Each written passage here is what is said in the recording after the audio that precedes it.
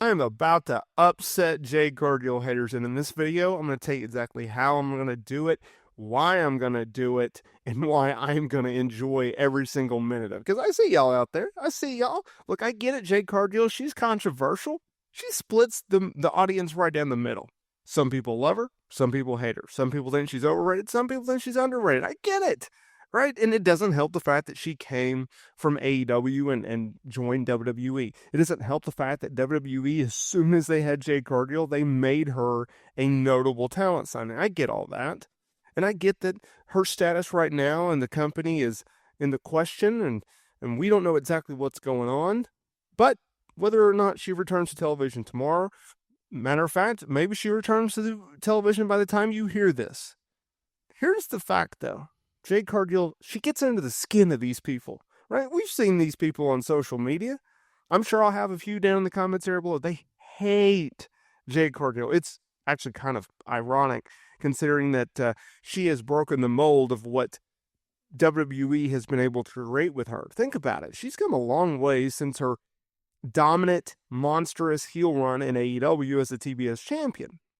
She's shown a different side of herself. She's portrayed a babyface. She's given more personality. She's cut way more promos, and her character work is outstanding. It doesn't help, or hurt, I should say, her being paired with Bianca Belair, a lovable babyface. And don't be mistaken, that was done by design. Making her WWE debut in January at the Women's Royal Rumble, having a notable impact. Every single thing done in that match, go back and watch her performance. Every single thing was done in that match. It was done by design. It was calculated. It was planned. Her aligning with Bianca Belair, brilliant.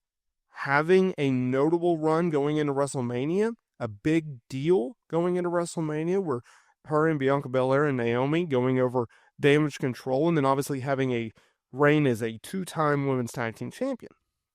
So, Jade Cargill haters, probably waiting.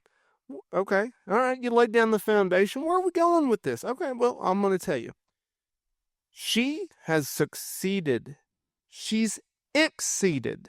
She has surpassed any and all expectations that she had from AEW going to WWE. This idea that she would do X or she would do Y or she could only get to this level or she could only do this much in her first year with WWE, completely knocked it out of the park. That's what she's done. And the haters out there cannot stand that, right? Because what's the purpose of a hater? They want to see someone fail. They want to see someone fall on their face. They don't appreciate the fact that Jade Cargill, she's done very well for herself. Look, she pissed off Tony Khan when she opted to leave AEW for WWE, right?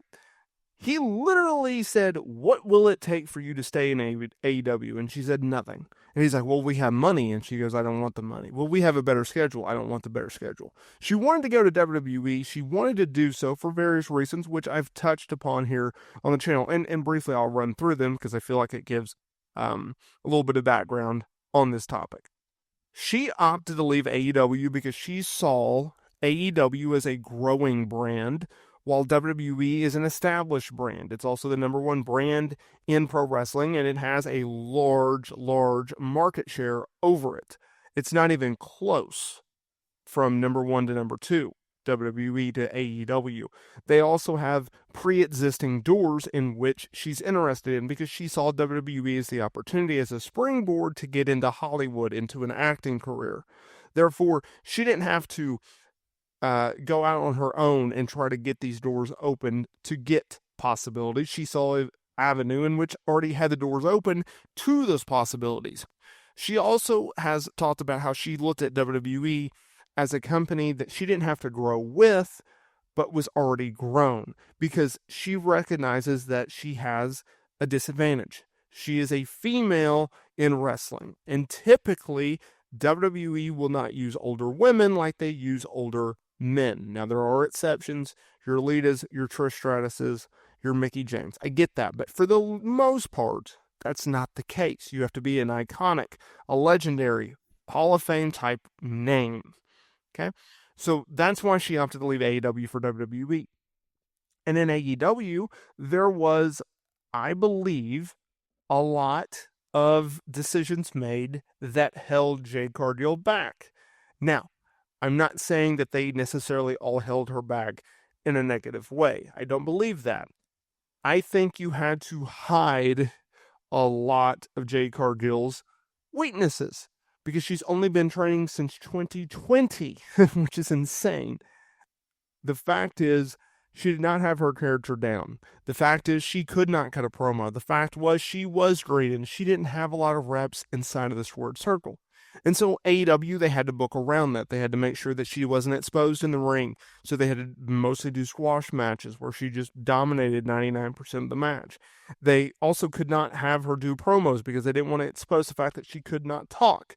And therefore, number 3, they did not want to expose the lack of character because she could not speak, therefore she could not tell her story. Now, they tried to put managers with her, and you can get somewhere with that, but I didn't feel like they ever got that character over. It was just kind of a mercenary type, that Goldberg type, where they just come out there and they smash you and then they leave. It's just mercenary, right? It's a job. It's a prize fighter, if you will.